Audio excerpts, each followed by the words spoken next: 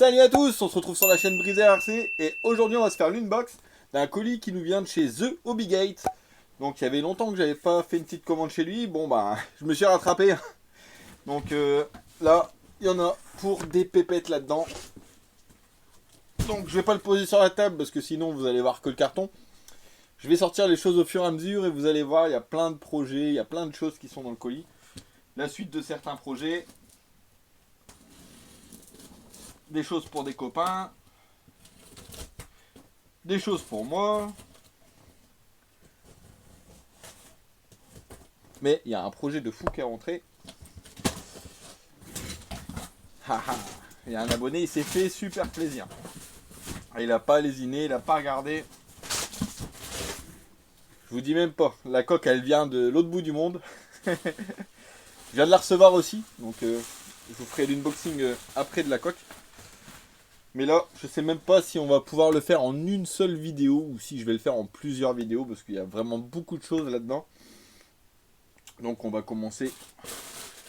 Par quoi on va commencer? Alors, petit combo Razer de chez Robitronic, 3000 kV, 50 ampères. Donc ça c'est pas mal hein, pour les petites 1 dixième. Tu vois. Ça c'est du Hobby-Wing, hein, c'est marqué dessus, c'est marqué là. Donc le combo complet, je crois, il a 70 chez The Hobby Gate. Donc rapport qualité-prix, c'est vraiment pas mal du tout, hein, parce que maintenant, les petits électroniques qu'on commandait sur Amazon, ils ont augmenté. Donc on arrive quasiment au même prix que ça maintenant, donc autant prendre directement ça. Donc là on est en 3000 kV, 2.3S. Tu mets ça dans ta petite Tamiya, dans ta petite Carten, t'es tranquille. Donc, allez, on va l'ouvrir. Donc ça, c'est le combo pour mettre dans le camion de Gilles. De Gilles des Îles. Donc on est en train de monter faire son projet au fur et à mesure. Donc là, l'électro, on est quasiment au complet. Je crois qu'il manque que la radio. Que je vais commander aussi, ne t'inquiète pas. Allez, sors de là! Il n'y a même pas de petit scotch en plus. Allez. On va y arriver. Ah, que c'est bio quand c'est emballé comme ça. Donc tu vois. Le SC. Donc là, normalement, c'est déjà pré-câblé. Avec les fiches. Ça, c'est les scalpels lames de scalpel que Mani m'avait passé, mais c'est des lames chirurgicales, donc je vous dis pas comment ça taille, donc faut faire attention quand on l'utilise. Donc, le moteur, c'est un 4 pôles.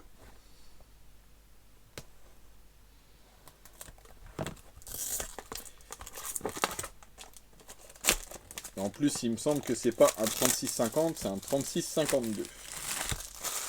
Il va falloir que je m'investisse dans une petite poubelle, hein, parce que là, tout mettre là, c'est un bordel en dessous.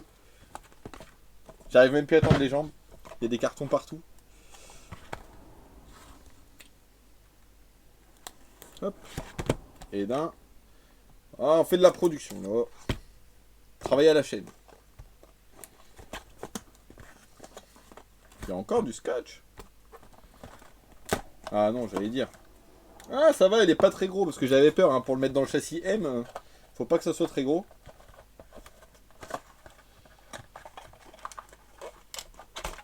Donc voilà. Le petit Robitronic. Donc Razer 50. Donc dessus, tu as le on-off sur le côté. Tu as la fiche DIN. La prise à mettre au récepteur. Les câbles à brancher au moteur.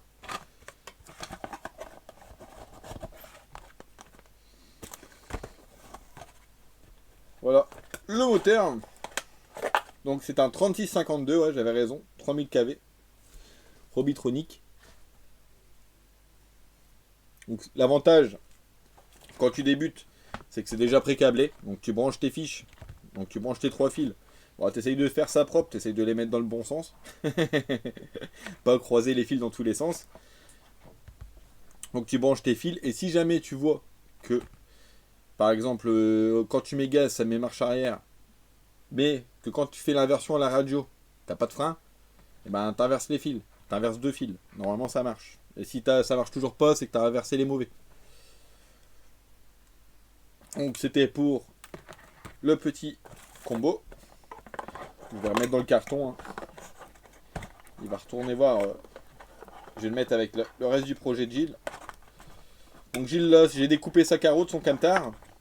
J'ai jamais fait de carreau de camtar, hein, donc j'appréhende un peu, hein, je vous avoue. Va falloir que je me motive, hein. J'appréhende tellement que j'ose pas trop me lancer dessus. Donc là j'ai fait les découpes.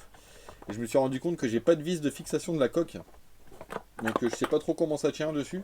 Donc Mika, si tu peux me dire comment était fixée la carreau du camion que tu as acheté. Ou si Gunnar, tu peux me donner l'info, toi qui as le camion. Non, je crois que je m'en mêle les pinceaux. Je crois que c'est War Dog. Ouais, c'est War Dog qui a le camion au final.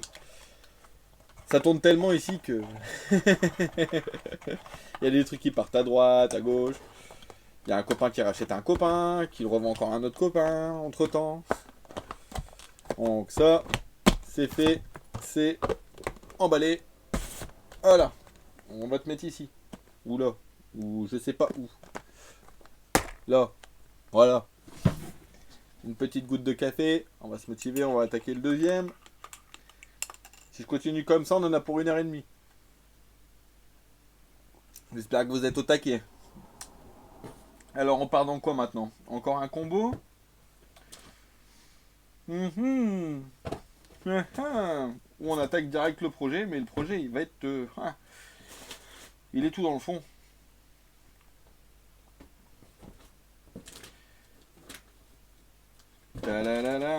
Ah, mes ciseaux Lexan. Oui, je me suis recommandé une paire. Parce que les pauvres, ils ont fait plus de 40 carreaux les premiers. Et en fait, ils ont attrapé du jeu ici. Tu vois? Ici, là, le truc au milieu. Donc pourquoi j'ai pris les Tamiya? Parce que ben j'en avais un modèle de chez Ali. Et quand tu coupes, en fait, quand tu fais le croc, et ben ça fait un petit poc en fait à chaque fois que tu coupes. Alors qu'il coupe bien, hein, je sais pas pourquoi ça fait ça. Tandis que les Tamiya ne le font pas. Donc en gros, ben je change pas une équipe qui gagne. Donc j'ai repris les Tamiya. Je n'ai pas cherché à comprendre. Donc c'est les courbés. Donc maintenant ils sont disponibles aussi chez The Obligate pour ceux que ça intéresse. Et en fait, ouais, moi je l'ai à force de couper, et j'ai coupé de tout avec. Et le problème, c'est qu'à force, ici, j'ai attrapé du jeu. Donc en fait, il suffirait tout simplement que je pose sur un truc en acier et que je remette un coup de marteau dessus pour le resserrer. Mais bon, je me suis dit, allez, il a fait plus de 40 carreaux, le pauvre, hein, on va le remplacer, on va le mettre en retraite. Et voilà, j'en ai repris un nouveau, donc ça c'est cool. Je suis content. Ça va redécoupe de la carreau. Alors, la suite. Électronique Team Power. Et on va prendre, par exemple, je choisis le moteur, parce qu'il y en a un pour un truc et un pour un autre truc. Voilà, on va prendre celui-là. Donc là, c'est le combo Team Power XPS. Donc la version sport. Avec moteur plutonium. Donc là, c'est ce que moi j'utilise en course. Avec la FT1S. Donc ça, c'est le combo pour Thomas. Qui va aller sur son châssis traction. En fait, il a une cartaine que je suis en train de préparer pour lui. Donc une traction à cardan. Et en fait, je lui ai demandé s'il voulait être dans les règles de course ou pas. Parce que en fait, sinon, je lui mettais un 13,5. Mais comme il veut être avec les règles de la réglementation de course, du coup, il est sur un 17,5. Et du coup, je lui ai mis ce que moi j'ai. Ça fonctionne très très bien. Je vous expliquerai les plus après. Donc voilà le moteur plutonium, hein. Super aéré, super léger. Puis pas dire il est beau, franchement. Il est magnifique comme tout. Ah ouais, ça rigole pas. Donc ici, tu as le réglage du timing. Donc ça, on peut le faire. Ça, c'est autorisé pour la course, en fait, en catégorie traction. Mais normalement, on n'a pas le droit de mettre tout ce qui est turbo, etc. On doit être en blinky, donc on doit être en standard. Mais au niveau du moteur, par contre, on a le droit de faire ce qu'on veut. Donc on peut mettre le timing qu'on veut, au choix. Donc moins tu as de timing, plus ton moteur est coupleux, et moins tu as de Vmax, et moins tu consommes. Et plus tu as de timing, moins tu as de couple, plus tu as de la Vmax, et plus tu consommes. En gros, voilà, un petit peu pour le truc. Et en fait, le tout, c'est de trouver un bon compromis entre les deux, où ça fonctionne bien. Tu consommes pas trop, que tu as assez de patates et assez d'allonge par rapport au circuit. Et après, seulement, bah, tu viens jouer avec ta transmission, quoi. Donc là, on est sur un 17,5. Donc pour la catégorie traction, c'est 17,5 obligatoire. Donc il est en 17,5. Et l'avantage de cette ESC là, c'est pour ça que je lui ai pris celui-là, c'est qu'en fait, il fait les deux. Tu peux être en mode blinky, donc avec toutes les normes de course et tout. Et si tu as un grand circuit et que tu veux t'amuser et pas trop te traîner, et ben ce que tu peux faire, tu peux t'amuser à mettre un sticker Team Power. Tu peux mettre, en fait, directement, tu peux te mettre le mode turbo avec le timing, le boost timing et tout le bordel. Comme ça, quand tu as une grande piste 1.5 et que tu veux t'amuser tranquillement de ton côté avec la voiture, comme moi je fais à Aven par exemple, ben là, je mets le turbo et tout, et au moins, j'ai pas besoin de toucher à ma transmission, à tout dérégler. Juste, j'active le boost, je mets le turbo, et c'est parti, gaz. Donc, j'ai pris celui-là parce que justement, il est fourni avec la carte de programmation. Bon, attention, il y a beaucoup de fonctions. Donc, si tu as des questions, même moi au début, j'ai eu du mal. Hein, quand j'ai découvert la carte, j'ai dû m'amuser avec, à chipoter un petit peu à tout. Et maintenant, je commence à connaître un petit peu mieux le truc. Donc, parce que tu peux même régler, par exemple, quand tu mets gaz à fond. En gros, tu peux régler le moment où le boost va se déclencher. Et tu peux choisir aussi la durée du boost. Donc c'est vraiment plein de paramètres à prendre en compte. Donc voilà la bête. Donc déjà câblé, hein, pour ceux qui se posent la question, parce qu'il y en a beaucoup qui se posent la question, est-ce qu'il est câblé ou non. Voilà, il est déjà câblé. En fait, tu n'as plus qu'à mettre la longueur de câble à ton choix et à venir souder sur le moteur et mettre tes fiches. Donc tu as vu, il y a 3 condos, hein, c'est pas pour faire semblant. Ça charge et ça décharge. Ouais, puis il est pas vilain, hein, il est joli. Il est pas très gros. Franchement, je le kiffe à mort celui-là. Donc celui-là, c'est pour Thomas. Bien sûr, avec, hein, tu as le cap sensor hein, qui est fourni avec. Et tu as le petit câble, normalement, je crois que c'est pour le ventilo.